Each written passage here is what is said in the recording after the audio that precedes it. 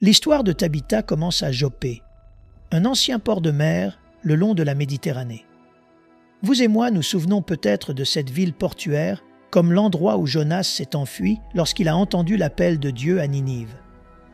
Le mouillage international de Joppé était si bien représenté que Jonas savait qu'il pourrait monter à bord d'un navire vers les confins les plus éloignés de l'ouest, dans la direction opposée de la Syrie, dès son arrivée.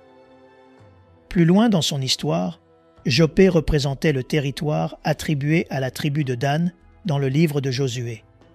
Et lorsque les Danites ont perdu leur territoire, ils n'ont vraiment pu le réclamer que des siècles plus tard, lorsque Salomon a construit son palais et le temple.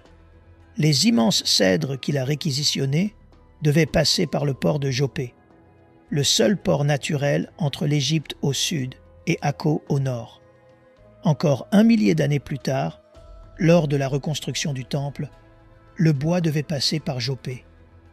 Imaginez donc une métropole animée avec un commerce d'import-export florissant, des familles de marchands vivant dans des maisons impressionnantes, les sons des navires grinçants et des mouettes, des langues du monde entier, des temples et des lieux de culte représentant des dizaines de religions, l'odeur de l'encens dans l'air, du bois antique et du goudron, des bars à vin et des auberges.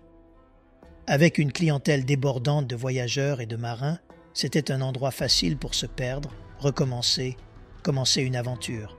Et Joppé représentait aussi la rencontre de nombreuses cultures, car même si c'était l'une des villes portuaires les plus importantes de la Palestine et certainement la plus importante de Jérusalem, Joppé bordait également la région syrienne et occupait la région phénicienne. Et cela nous amène à l'histoire unique et intrigante d'une femme ayant une double citoyenneté, pour ainsi dire. Une femme connue pour ses bonnes actions. La seule femme qui était en fait appelée disciple dans tout le Nouveau Testament, dont la mort a ébranlé sa communauté chrétienne jusqu'au plus profond d'elle-même. Et sa délivrance, en étant ramenée à la vie, a suscité une croyance généralisée dans le Seigneur. Commençons donc par Tabitha la disciple. À Joppé, il y avait une disciple du nom de Tabitha, ce qui se traduit par Dorcas en grec. Elle faisait beaucoup de bonnes œuvres et d'aumônes. Acte 9, verset 36.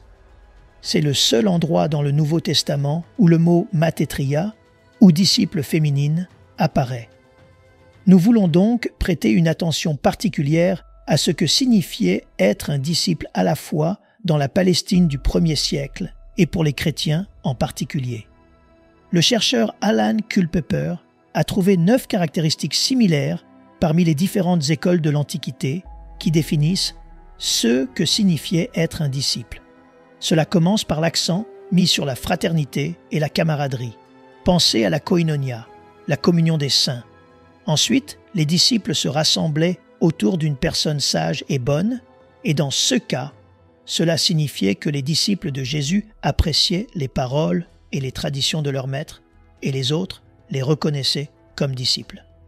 Les disciples s'impliquaient dans l'enseignement, l'apprentissage et l'étude, et ils prenaient des repas en commun. Pour les chrétiens, cela signifiait donc la scène du Seigneur. Les disciples ont établi des pratiques pour admettre et garder de nouveaux membres, dans ce cas le baptême, et pour progresser au sein du groupe, ce qui signifiait une formation. Les disciples gardaient une certaine distance par rapport au reste de la société. Et vous reconnaissez cela dans les lettres de Paul, exhortant les chrétiens et même Jésus à être dans le monde, mais pas du monde. Et enfin, les disciples ont maintenu l'école pour l'avenir. Et pensez aux saints se consacrant à l'enseignement des apôtres. Un examen attentif de la vie et du ministère de Tabitha a révélé que toutes ces choses étaient vraies à son sujet. Et nous allons le voir en approfondissant son histoire. Mais il y a plus. La phrase grecque est en fait « tis en mathétria », ce qui signifie qu'il y avait une certaine disciple féminine. En d'autres termes, même si elle est la seule femme nommée à qui est donné le titre de disciple, les évangiles révèlent qu'il y avait en fait de nombreuses femmes qui étaient officiellement les disciples de Jésus, et plusieurs d'entre elles sont nommées, par exemple, Marie de Magdala, Jeanne, la femme de l'intendant d'Hérode, Oséa, Suzanne, et la Samaritaine Marie, qui était la mère de Jésus, Marthe et Marie de Béthanie. Luc a pris soin de traduire le nom araméen de Tabitha en grec. Dorcas ayant deux noms représentait un lien entre la culture juive et la culture grecque, ce qui ne devrait pas être surprenant dans une ville comme Joppé. Comme l'a dit un théologien, en la personne de Tabitha, elle peut être considérée comme montrant l'unité de l'Église juive et de l'Église des gentils. Chaque groupe montre sa propre identité, son propre nom, mais ils fonctionnent comme un corps. Travaillant ensemble, elles célèbrent ce que devrait être le multiculturalisme dans l'Église. Les deux noms signifient également gazelle, un cerf connu pour sa beauté et sa grâce, pour une bande rougeâtre sur son pelage et pour sa forme petite et délicate.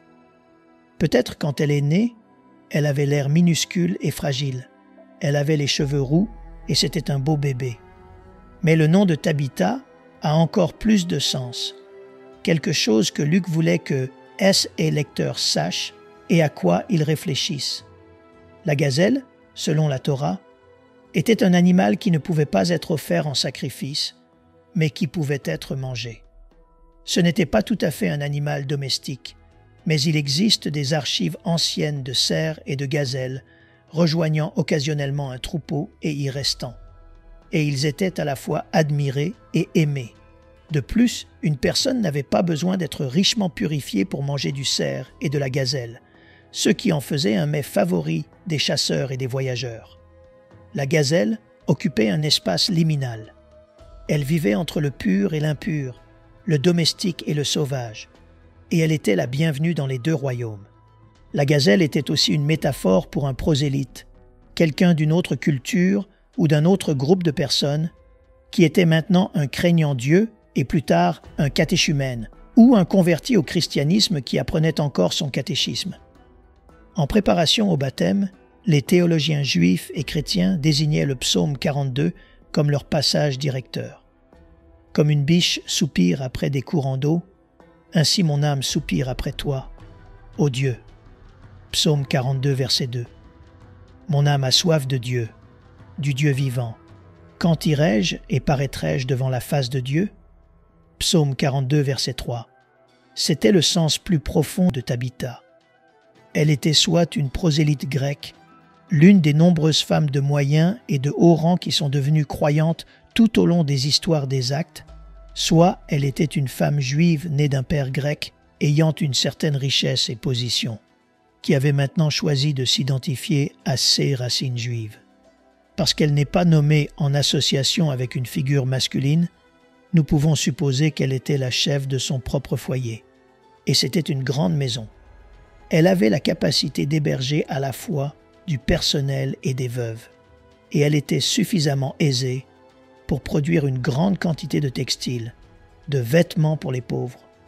Il est possible que Tabitha ait été veuve, mais elle aurait aussi pu être jeune et pas encore mariée, ou une mécène établie, propriétaire terrienne et membre d'une guilde de son artisanat qui était restée célibataire. Il y a une dernière association avec le nom de Tabitha, Gazelle, et cela remonte à l'histoire que Luc a racontée juste avant. Comme Pierre visitait tous les saints, il descendit aussi vers ceux qui demeuraient à Lyde. Il y trouva un homme nommé Énée, couché sur un lit depuis 8 ans et paralytique. Pierre lui dit « Énée, Jésus-Christ te guérit, lève-toi et arrange ton lit. » Et aussitôt il se leva. Tous les habitants de Lyde et du Saron le virent, et ils se convertirent au Seigneur. Acte 9, verset 35. Dans la culture gréco-romaine, Énée était un nom célèbre. C'était un héros qui figurait dans les aventures de l'Énéide de Virgile. Et dans l'Énéide, la reine de Carthage, Didon, tombe amoureuse d'Énée, mais il finit par lui briser le cœur en la quittant pour combattre pour Rome. Dans les tragédies grecques et romaines, les gazelles et les cerfs chassés et blessés étaient souvent la représentation de femmes tragiques. Et Didon ne faisait pas exception, qui finit par mourir de sa propre main en utilisant l'épée d'Énée. Plus tard, des événements très similaires se sont produits dans la vie de Cléopâtre, et les deux femmes étaient comparées à des gazelles tragiques et blessées, où Luc allait montrer que le royaume de Dieu concerne la bonté de Dieu qui apporte la vie à tous ceux qui croient en mettant ces deux noms ensemble, Énée et Dorcas, ou Gazelle, en étroite proximité comme il l'était, Luc évoquait un motif selon lequel la propagation de l'Empire romain a apporté des dommages collatéraux, la tragédie et la mort. Mais la propagation du royaume de Dieu est profondément différente. Donc maintenant, ayant introduit le motif, ce qui s'est passé ensuite n'aurait pas été inattendu. La gazelle délicate succombe tragiquement à la mort. Donc en partant du début, à Jopé, il y avait une disciple du nom de Tabitha, ce qui se traduit par Dorcas en grec. Elle faisait beaucoup de bonnes œuvres et d'aumônes. En ce temps-là, elle tomba malade et mourut. Après l'avoir lavée, on la déposa dans une chambre haute. Comme Lyde est près de Jopé, les disciples, ayant appris que Pierre s'y trouvait, envoyèrent 2 hommes vers lui pour le prier de venir chez eux sans tarder. Pierre se leva et partit avec eux. Lorsqu'il fut arrivé, on le conduisit dans la chambre haute. Toutes les veuves l'entourèrent en pleurant et lui montrèrent les tuniques et les vêtements que faisait Dorcas pendant qu'elle était avec elle. Qui étaient donc les disciples qui ont envoyé chercher Pierre? Eh bien, au moins c'étaient les veuves qui avaient lavé Tabitha et l'avaient déposée dans cette chambre haute et qui la pleuraient. Vous voyez, très tôt. Il semble que de nombreuses veuves, à la fois hébraïques et hellénistes, étaient devenues croyantes, tellement en fait qu'il était devenu difficile de s'assurer qu'elles étaient toutes traitées équitablement. Et de toute évidence, les veuves hellénistes étaient négligées dans la distribution quotidienne de nourriture. Les 12 convoquèrent donc la multitude des disciples et dirent « Il n'est pas convenable que nous laissions la parole de Dieu pour servir aux tables. C'est pourquoi, frères, choisissez parmi vous 7 hommes de qui l'on rende un bon témoignage, qui soient pleins d'Esprit Saint et de sagesse, et que nous chargerons de cet emploi. » Acte 6, verset 3. Plus tard, Jacques, le chef de l'Église de Jérusalem, a recommandé ce ministère, et il a dit qu'un tel service était pur et sans tache devant Dieu. La religion pure et sans tache, devant Dieu notre Père, consiste à visiter les orphelins et les veuves dans leurs afflictions, et à se préserver des souillures du monde. Jacques 1, verset 27. Il y avait tellement de veuves qui, au fil du temps, étaient devenues croyantes que Paul a finalement énoncé quelques principes de base à suivre dans leur ministère. Qu'une veuve, pour être inscrite sur le rôle, n'ait pas moins de 60 ans, qu'elle ait été femme d'un seul mari. 1 Timothée 5, verset 9. Qu'elle soit recommandable par de bonnes œuvres, ayant élevé des enfants, exercé l'hospitalité, lavé les pieds des saints, secouru les malheureux, pratiqué toute espèce de bonne œuvre.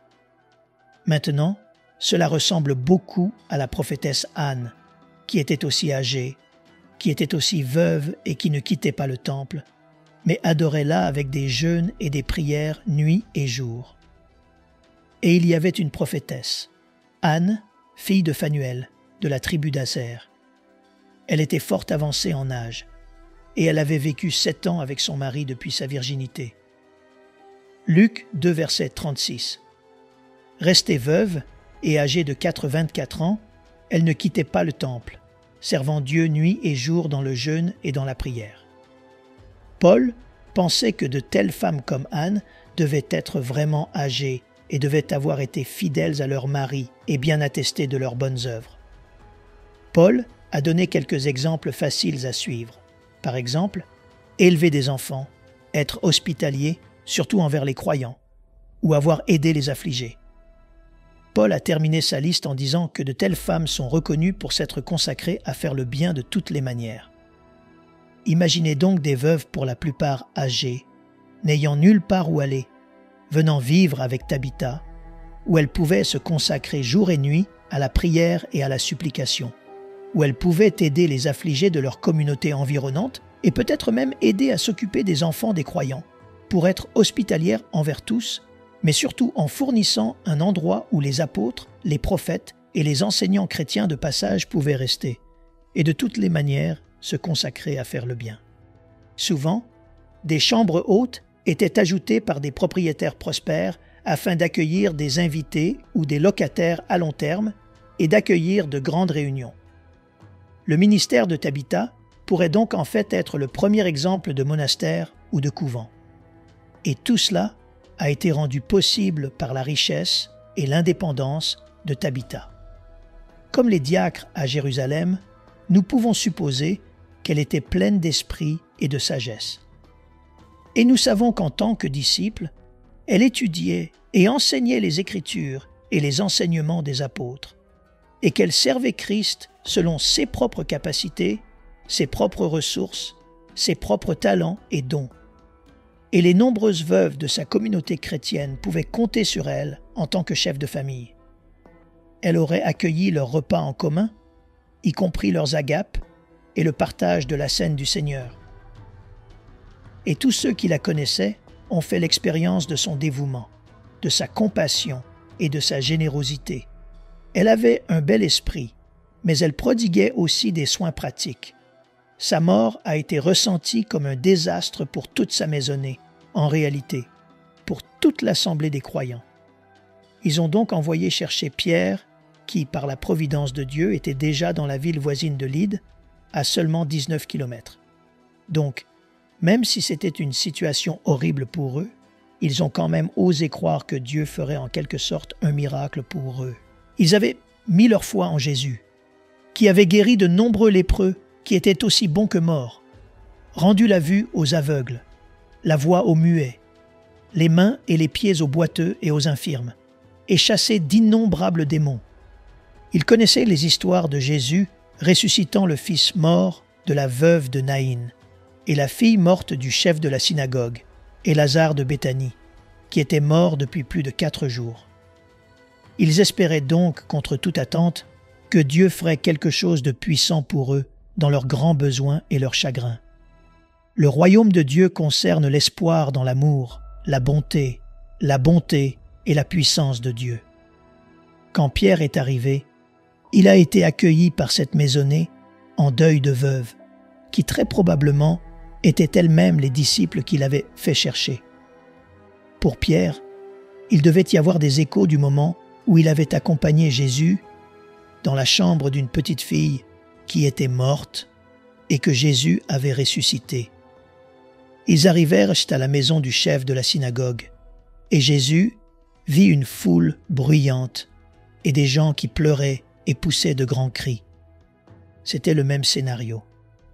Et peut-être que cette scène a également déclenché le souvenir de Pierre, de C.E. que Jésus avait dit à la maisonnée en deuil. L'enfant n'est pas morte, mais elle dort. Parfois, c'est ainsi que le Seigneur nous parle aujourd'hui, en rappelant à l'esprit un passage de l'Écriture qui s'appliquera d'une manière nouvelle aux circonstances auxquelles nous sommes confrontés. Pierre semblait savoir exactement ce qu'il devait faire. Il semble que le Saint-Esprit lui ait rappelé tout ce dont Pierre avait besoin de se souvenir sur la résurrection de la fille de Jaïrus, comme Jésus l'avait promis. Jésus les mit tous dehors. Il prit la main de l'enfant et lui dit « Talitha koum », ce qui signifie « Jeune fille, lève-toi, je te le dis ». Aussitôt, la jeune fille se leva et se mit à marcher, car elle avait 12 ans. Pierre suivit donc la voie du Seigneur. Pierre fit sortir tout le monde. Puis il se mit à genoux et pria. Et se tournant vers le corps, il dit « Tabitha, lève-toi !» Elle ouvrit les yeux, et ayant vu Pierre, elle s'assit. Il lui donna la main et la fit lever. Il appela ensuite les saints et les veuves et la leur présenta vivante. Tabitha est également devenue un exemple du Christ. Elle s'est sacrifiée pour les autres. Elle est morte et a été pleurée par tous ceux dont elle s'occupait. Et elle a été ressuscitée à une nouvelle vie, suscitant de nombreuses conversions. Parce que ce qui s'est passé, cela a été connu dans tout Jopé, et beaucoup crurent au Seigneur dans cette fin surnaturelle à l'habituel récit de la biche blessée tragique. Le mouvement extérieur du royaume de Dieu apporte la guérison aux blessures infligées par l'ancienne vie et la résurrection à une nouvelle vie. Non seulement Tabitha a été rendue à la communauté et à la maisonnée qui l'aimait, mais la nouvelle de la grande puissance et de la compassion aimante de Dieu s'est répandue dans toute la région, affirmée par les assemblées croissantes de croyants en Samarie et en Galilée. Imaginez le témoignage puissant et convaincant de Tabitha. Comme cela se produirait plus tard avec Paul, elle est vraiment morte et elle a rencontré Jésus face à face. Peut-être que Tabitha, comme Paul, aurait pu dire qu'elle avait été enlevée dans le paradis et qu'elle avait entendu des choses qu'il n'est pas permis de rapporter, qu'aucun mortel n'a le droit de répéter. Et pendant cette brève et bienheureuse expérience avec le Seigneur, Tabitha a dû se sentir aussi déchirée que Paul l'a exprimé plus tard. Car Christ est ma vie, et la mort m'est un gain. Mais s'il est utile pour mon œuvre que je vive dans la chair, je ne saurais dire ce que je dois préférer. Je suis pressé des deux côtés. J'ai le désir de m'en aller et d'être avec Christ, ce qui de beaucoup est le meilleur. Mais à cause de vous, il est plus nécessaire que je demeure dans la chair. Alors que Pierre priait sur son corps mort, imaginez le Seigneur disant à Tabitha, « Il est nécessaire que tu reviennes pour les veuves que je t'ai confiées et pour les nombreuses personnes qui mettront leur foi en moi à cause de la nouvelle vie que je te donne. » Qu'est-ce que cela a dû être pour Tabitha de quitter la pleine présence de notre Sauveur et d'ouvrir à nouveau les yeux dans cette chambre haute, faiblement éclairée, pour voir la tête inclinée de Pierre et entendre, peut-être, les prières et les pleurs de sa bien-aimée maisonnée juste derrière la porte? Qu'a-t-elle dû ressentir lorsque Pierre l'a prise par la main et l'a conduite dans les pièces du bas, remplie à ras-bord de toute l'assemblée des croyants? Et cette assemblée était sur le point de devenir bien plus grande parce que tant de gens dans les environs ont mis leur foi en Jésus à la suite de cela, que Pierre a décidé qu'il ferait mieux de rester avec le peuple pour les enseigner et les guider. Cette église en pleine croissance et le biculturalisme de Tabitha étaient aussi un signe prophétique de CE qui allait bientôt arriver. Pierre avait lentement remonté la côte. Maintenant qu'il avait décidé de rester un certain temps, il allait apprécier l'atmosphère accueillante de Jopé. Il allait prendre des chambres chez Simon le tanneur, en fait un homme dont le travail avec des animaux morts le rendait rituellement impur la plupart du temps. Mais c'est ici que Dieu allait bientôt donner à Pierre une vision qui allait changer le cours du christianisme, parce que le royaume de Dieu est pour tous les peuples. Pierre a peut-être pensé qu'il avait vraiment élargi ses horizons, ayant maintenant imposé les mains aux Samaritains afin qu'ils reçoivent le Saint-Esprit, ramener à la vie une femme qui n'était pas entièrement juive. Et maintenant, il faisait sa demeure chez un homme qui était rituellement impur tous les jours. Mais compréhensiblement, Pierre pensait encore comme le ferait un homme juif juste, observant la Torah et la loi de Moïse du mieux qu'il pouvait. Mais Dieu était sur le point de lui montrer que le royaume que Jésus avait instauré allait être pour tous les peuples. Et Dieu allait le montrer à Pierre avec une vision surprenante et troublante. Peut-être que lorsque Dieu a abaissé cette nappe couverte de toutes sortes d'animaux, le nom de Tabitha a murmuré dans le royaume de Dieu de Pierre, comme la gazelle et le cerf, serait disponible pour les purs et les impurs. Car Dieu a tant aimé le monde qu'il a donné son Fils unique, afin que quiconque croit en lui ne périsse point, mais qu'il ait la vie éternelle. Dieu, en effet, n'a pas envoyé son Fils dans le monde pour qu'il juge le monde, mais pour que le monde soit sauvé par lui. Nous aimerions vous donner l'opportunité de faire de Jésus le Seigneur de votre vie. Voulez-vous bien prier avec moi? Dites, Seigneur Jésus, je me repens de mes péchés. Viens dans mon cœur. Je fais de toi mon Seigneur et Sauveur. Et merci, Seigneur, pour le baptême du Saint-Esprit en moi. Dans le nom de Jésus. Par cette simple prière, nous croyons que le Saint-Esprit vous conduit sur le chemin de la nouvelle naissance. Allez dans une bonne église dont le fondement est la parole de Dieu, passez par les eaux du baptême et donnez à Dieu la première place. Nous espérons de tout cœur que ce message vous encouragera. Si vous connaissez quelqu'un qui puisse être encouragé, s'il vous plaît, envoyez-le lui pour nous aider à atteindre plus de gens et à propager l'Évangile.